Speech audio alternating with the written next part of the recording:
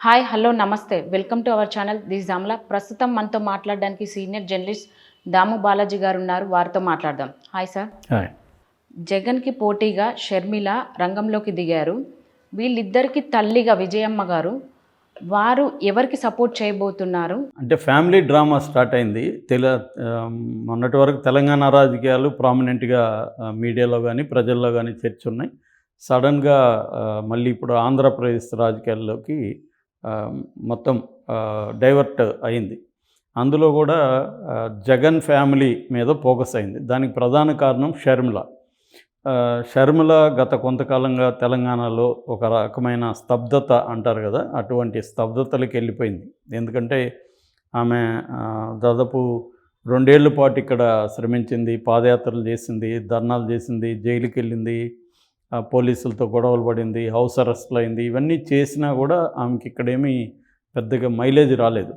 అయితే ఆమె లక్ ఏమో కానీ ఒక్కోసారి right time in right place అంటారు కదా, right person in right place. అలాగా ఆమె అవసరం కాంగ్రెస్కి ఏర్పడింది. ఎందుకంటే ఇక్కడ కేసీఆర్కి వ్యతిరేకంగా ఫైట్ చేస్తున్నప్పుడు ట్రయాంగిల్ ఫైట్, బీజేపీ కూడా స్ట్రాంగ్గా ఉంది. ఈ కాంటెక్స్ట్లో కాంగ్రెస్ పొత్తులు ఎవరు లేరు వాళ్ళకి, ఓన్లీ సిపిఐ మాత్రమే. సిపిఎం కూడా వాళ్ళతో రాలేదు. సో ఈ కాంటెక్స్ట్లో ఈమెను కానీ కలుపుకుంటే కనీసం కొంతవరకు మైనారిటీ ఓట్లు, కొంత రెడ్డి వర్గం, తర్వాత ఈ వైసీపీ వాళ్ళు ఎక్కడెక్కడ బలంగా ఉన్నారో సీమాంధ్రులు, వైసీపీ తరపున ఉన్నవాళ్ళు, వాళ్ళ ఓట్లు పడే అవకాశం ఉంది అని చెప్పి కాంగ్రెస్ ఒక ప్రపోజల్ పెట్టింది. అదేంటంటే ఈ పార్టీని మెర్జ్ చేసేయమని. దానికి మీద కొన్ని కండిషన్లు పెట్టింది. రాజ్యసభ సీట్ ఇవ్వాలి, తన మనుషులు కొంతమందికి సీట్లు ఇవ్వాలి, తనకు పాలేరు ఇవ్వాలి, ఇలాంటివేవో పెట్టింది. అయితే దాన్ని ఇక్కడ వీళ్ళు వ్యతిరేకించారు. మన రేవంత్ రెడ్డి వర్గీయులు. వాళ్ళు ఏంటంటే ఇంకొక పవర్ సెంటర్ తయారు కావడం రేవంత్ రెడ్డికి ఇష్టం లేదు. రెండవది, ఈమె సమైక్యవాది కాబట్టి కాంగ్రెస్ రేపు ఇక్కడ బీఆర్ఎస్లో కేసీఆర్ దీన్ని ఉపయోగించుకొని సెంటిమెంట్ రెచ్చగొట్టే అవకాశం ఉంది. అది మన కాంగ్రెస్కి ఇబ్బంది అనేది వీళ్ళు చెప్పారు, కన్విన్స్ అయ్యారు వాళ్ళు. దాంతో ఆమె సైలెంట్గా ఉండిపోయి మెర్జ్ కాకుండా కాంగ్రెస్కి మద్దతు మాత్రం తెలియజేసింది. సో ఆ కాంటెక్స్ట్లో కాంగ్రెస్ గెలిచింది. ఇప్పుడు కాంగ్రెస్ కొంత ఈమె హెల్ప్ చేసింది మనకు అన్న కృతజ్ఞత కూడా ఉంది. రెండోది, వాళ్ళకి ఆంధ్రప్రదేశ్లో ఈమె అవసరం ఉంది. ఎందుకంటే ఆంధ్రప్రదేశ్ కాంగ్రెస్ పరిస్థితి ఏంటంటే ఆల్మోస్ట్ డెత్ బెడ్ మీద ఉంది, మరణశయ్య మీద ఉంది. దాన్ని ఇప్పుడు బతికించే నాయకుడు ఎవరు లేరు అక్కడ. సో ఒకవేళ ఇక్కడ నుంచి రేవంత్ రెడ్డి వెళ్ళి ఏమైనా చేసినా కూడా అక్కడ ఎవరన్నా లోకల్గా ఉండాలి కదా. సో ఈమైతే అక్కడ వైఎస్ రాజశేఖర రెడ్డికి వారసురాలుగా ప్రొజెక్ట్ అవుతుంది. వైఎస్ఆర్ అభిమానులు అనేక పార్టీలు అక్కడ ఉన్నారు, వాళ్ళంతా ఇటు వచ్చే అవకాశం ఉంది. ముఖ్యంగా కాంగ్రెస్ నుంచి 90% వైసీపీలోకి జాయిన్ అయ్యారు కాబట్టి వాళ్ళల్లో చాలామంది, ముఖ్యంగా జగన్ సీట్లు ఇవ్వని వాళ్ళు చాలామంది కూడా రెబల్స్గా మారి వాళ్ళంతా ఇటు వచ్చే అవకాశం ఉంది. అక్కడ రివైవ్ అవుతుంది కాంగ్రెస్ మెల్లగా. ఇప్పుడు 1% ఓట్ల కంటే తక్కువ ఉంది కాంగ్రెస్కి. మెల్లగా ఒక 2, 3, 4, 5 పెంచుకుంటూ వెళ్తే 2029 కన్నా మనం కాంగ్రెస్ని అక్కడ రివైవ్ చేయొచ్చు అన్న ఒక ప్లాన్ అధిష్టానానికి ఉంది. సో ప్రపోజల్ పెట్టారు. ఈమె పరిస్థితి ఏంటి? ఆల్రెడీ ఇక్కడ తెలంగాణలో షాప్ క్లోజ్ అయిపోయింది, ఇంకెక్కడ ఓపెన్ చేయాలి షాప్ అనేది ఈమెకున్న మేజర్ ప్రాబ్లం. సో అది లక్కీగా ఆమెకు అది కనపడింది. కాకపోతే ఇక్కడ ఒక మేజర్ ప్రాబ్లం ఏమంటే, ఇప్పుడు ఆమె వెళ్ళి జగన్తో ఢీకొంటే అదొక కుటుంబ డ్రామా నాటకం అయిపోతుంది. అంటే కుటుంబంలో ఇప్పటివరకు ఏంటంటే ఓపెన్గా ఇంత పెద్ద బ్యాటిల్ లేదు అక్కడ. సునీతారెడ్డి వెళ్ళినా కూడా సొంత చెల్లెలు కాదు సునీతారెడ్డి. రెండోది, సునీతారెడ్డికి పాలిటిక్స్లో ఇంట్రెస్ట్ లేదని చెప్తున్నారు. ఆమె ఓపెన్గా వచ్చి జగన్కి యాంటీగా క్యాంపెయిన్ చేసే పరిస్థితి లేదు. ఇప్పుడు రేపు ఈమె అది రంగంలోకి దిగితే, ఇట్లా జగన్ నాకు అన్యాయం చేశాడు, నాకు ఆస్తులలో వాటా ఇవ్వలేదు, నేను జగన్ జైల్లో ఉన్నప్పుడు పోరాడి పార్టీని నిలబెట్టాను, పాదయాత్ర చేశాను, ఇంత చేసినప్పటికీ జగన్ నాకు అన్యాయం చేశాడు, ఒక ఆడబిడ్డకు అన్యాయం చేసిన జగన్ని మీరు సమర్థిస్తారా అన్న నేరేటివ్ ఏమి తీసుకెళ్ళింది అనుకో. అందుకని నాకు దిక్కులేని చోట నా సొంతాన్ని తరిమేస్తే కాంగ్రెస్ నన్ను ఆదరించింది, అందుకనే కాంగ్రెస్లో చేరాను అన్న నేరేటివ్ రేపు ఆమె తీసుకెళ్తే జగన్కి ఖచ్చితంగా ఇబ్బంది ఉండే అవకాశం ఉంది. సో ఇటువంటి కాంటెక్స్ట్లో విజయమ్మ ఇప్పుడు రోల్ ఏంటి? విజయమ్మ రోల్ కూడా చాలా ఇంపార్టెంట్ ఇక్కడ. ఎందుకంటే సెంటిమెంటల్ వాల్యూ చాలా ఉంటుంది మనకి. సో అందుకని విజయమ్మ రోల్ ఏంటి? మామూలుగా అయితే విజయమ్మ గౌరవాధ్యక్షురాలుగా ఉన్నింది వైసీపీకి. ఆమె రిజైన్ చేసేసి ఇటు వచ్చేసింది తన కూతురుతో కూడా. ఎందుకంటే ఆమె చెప్పింది ఏంటంటే, జగన్ సెటిల్ అయ్యాడు, ఆయన సీఎం అయ్యాడు కాబట్టి ఆయనకి ఇప్పుడు నా అవసరం ఏం లేదు. ఈ అమ్మాయి పార్టీ పెడుతుంది, తనకి నేను ఉండాలి, తనకి తోడుండాలి అందుకని నేను రిజైన్ చేస్తున్నానని చెప్పింది. కంప్లీట్గా వచ్చేసింది.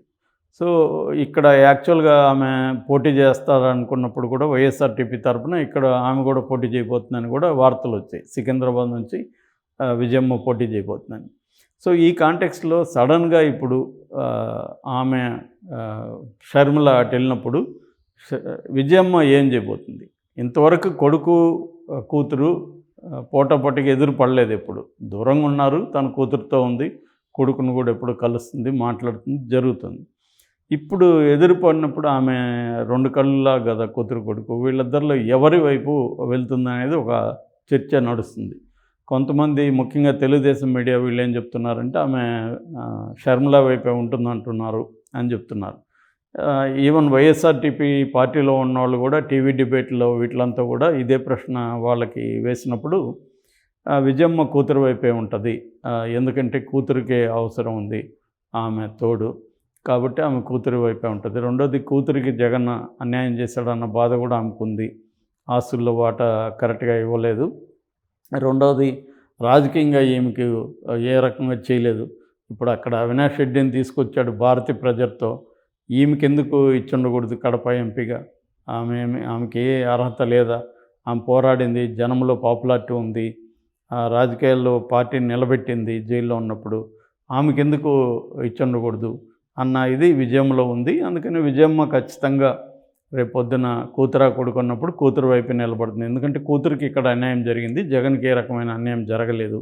సో కూతురికి జరిగింది కాబట్టి కూతురు వైపు నిలబడుతుంది అన్న ఒక నెరేటివ్ని చెప్తున్నారు. అయితే ఈ కాంటెక్స్ట్లో ఇటు వైసీపీ వర్గాలు కావచ్చు, కొంత తటస్థ వర్గాలు ఏం చెప్తున్నారంటే, లేదు ఆమె మొన్న కూడా అమెరికా వెళ్ళినప్పుడు అక్కడ వైసీపీ వాళ్ళు ఆమెని అడిగారు ఇదే ప్రశ్న, రేపు ఆమె ఇట్లా షర్మిల పోటీగా దిగితే నువ్వు ఎటువైపు అమ్మంటే, అది జరగదు, వాళ్ళిద్దరూ పోటీగా ఉండరు, వాళ్ళిద్దరూ శత్రుత్వం వాళ్ళిద్దరి మధ్య ఉండదు, మీరు భయపడకండి, నేనున్నాను, నేను చూసుకుంటాను, జగను మనతోనే ఉంటాడు, షర్మిల మనతోనే ఉంటుంది అని భరోసా ఇచ్చిందని చెప్తున్నారు.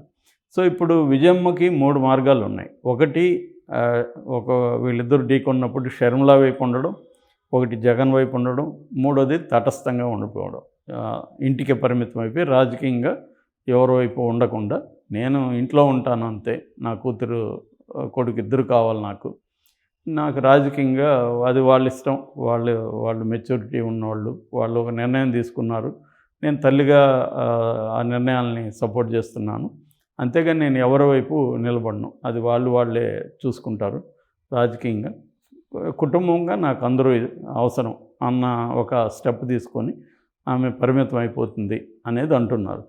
కొంతమంది ఏమంటున్నారంటే, షర్మిలకి యాంబిషన్స్ పెరిగాయి, ఆమె మామూలుగా అయితే రాజ్యసభ సీట్ ఇస్తామన్నారు కాంగ్రెస్లో, అది తీసుకొని ఆమె సైలెంట్గా ఏఐసిసిలో ఉండి కాంగ్రెస్ ఇచ్చే టాస్క్ని పనిచేయచ్చు, జగన్కి వ్యతిరేకంగా నేను అక్కడ ఉండనని చెప్పచ్చు ఏఐసిసి వాళ్ళతో, వాళ్ళు కూడా ఏమి ప్రెజర్ చేయరు, అర్థం చేసుకుంటారు, అన్నకి వ్యతిరేకంగా నిలబడమని ఎవరు కూడా గట్టిగా మాట్లాడలేరు కదా, అది ఉండొచ్చు, అదొకటి. రెండవది, ఆమె తెలుగుదేశంతో ఎందుకు రాయబారాలు చేస్తుంది, లోకేష్కి ఎందుకు గిఫ్ట్లు పంపాల్సి వచ్చింది, ఎందుకంటే తెలుగుదేశం జగన్ వీళ్ళిద్దరి మధ్య ఎంత రైవలరీ ఉంది, ఒక లైఫ్ అండ్ డెత్ లాగా వాళ్ళిద్దరు పోరాడుతుంటే ఈమె ఎందుకు అటువైపు వెళ్తుంది అన్న బాధ విజయంలో ఉంది. అది కూడా ఆయన చంద్రబాబుకు పంపించుంటే ఒక పద్ధతి గిఫ్ట్లు పెద్ద ఆయనకని, లోకేష్ పంపించడం ఇంకా ఘోరమైన విషయం అనేది ఆమె ఫీల్ అవుతుంది అనేది కొంతమంది చెప్తున్నారు. ముఖ్యంగా కొంత రెడ్డి సెక్షన్ ఈ అభిప్రాయాలు ఉన్నాయి, షర్మిల ఇలా చేయడం కరెక్ట్ కాదు, లోకేష్కి పంపాల్సిన అవసరమే ఉంది ఈమె అనేది, ఇది రాంగ్ సిగ్నల్ పంపిస్తుంది కదా అనేది ఎక్కువ మంది ఫీల్ అవుతున్నట్టుగా చెప్తున్నారు. ఈమె కూడా అలాగే ఫీల్ అవుతుంది. సో తన మాట కూడా వినకుండా ఈ అమ్మాయి ఇప్పుడు జగన్ కంటే అక్కడ జగన్ వచ్చి ఈ అమ్మాయి క్యాంటీకి నిలబడలేదు కదా, ఈమె కదా వెళ్ళి జగన్ క్యాంటీకి నిలబడుతుంది. సో ఇది చేయొద్దు అని చెప్పినా వినలేదు కాబట్టి నేను కొడుకు వైపే ఉంటాను, ఎందుకంటే ఈ అమ్మాయి సీఎం అయ్యేది లేదు, ఏమీ లేదు, జగనే సీఎం, మళ్ళీ జగన్కే ఛాన్స్ ఉంది, మనం కానీ ఇప్పుడు సపోర్ట్ చేస్తే జగన్ సీఎం అవుతాడు. కాబట్టి జగన్ వైపు ఉంటాను నేనని ఈమె అంటున్నట్టుగా కొంతమంది చెప్తున్నారు. ఇదంతా తెలియాలంటే మనకి ఇంకొన్ని రోజులు పోతే కానీ క్లారిటీ రాదు. అంటే సార్ ఇప్పుడు మనకి షర్మిల ఏంటంటే వ్యతిరేకంగా జగన్కి వ్యతిరేకంగా మాట్లాడడము, లోకేష్కి గిఫ్ట్ పంపించడము, కాంగ్రెస్కి పోటీ విలీనం కావడం, అంటే ఇవన్నీ చూస్తుంటే తను ఏ విధంగా ఇలా చెయ్యాలి అని అనుకుంటుంది, అంటే దీనికి గల కారణాలు ఏంటంటారు సార్? అదే అంటే షర్మిలాకి ఏంటంటే రాజకీయ భవిష్యత్తు అనేది తెలంగాణలో లేదు. కాబట్టి ఆమెకు ఎంతో కొంత ఉండేది ఆంధ్రప్రదేశ్లోనే ఉంది. ఎందుకంటే ఆంధ్రాలో వైఎస్ఆర్ అభిమానులు చాలామంది, జగన్ పట్ల అసంతృప్తిగా ఉన్నవాళ్ళు చాలామంది ఉన్నారు. వాళ్ళందరూ ఇటు జంప్ అవుతారు. రేపు ఈమెను సపోర్ట్ చేస్తారు. వాళ్ళకు ఒక కరిస్మాటిక్ పర్సన్ కావాలి. ఫర్ ఎగ్జాంపుల్ ఇప్పుడు ఆళ్ళ రామకృష్ణారెడ్డి బయట వచ్చాడు. అతను అదే చెప్తున్నాడు, నేను వైఎస్ఆర్ అభిమాని, వైఎస్ఆర్ వారసురాలుగా షర్మిలమ్మ వైపే ఉంటానంటున్నాడు. ఇప్పుడు అతనే మిగతా అసంతృప్తి వాదులను కూడా ఆర్గనైజ్ చేసి తీసుకెళ్తున్నాడు. ఆ రకంగా ఆమెకు ఫ్యూచర్ అక్కడ ఉంది, ఇక్కడ లేదు. Okay sir, thank you sir. Thank you.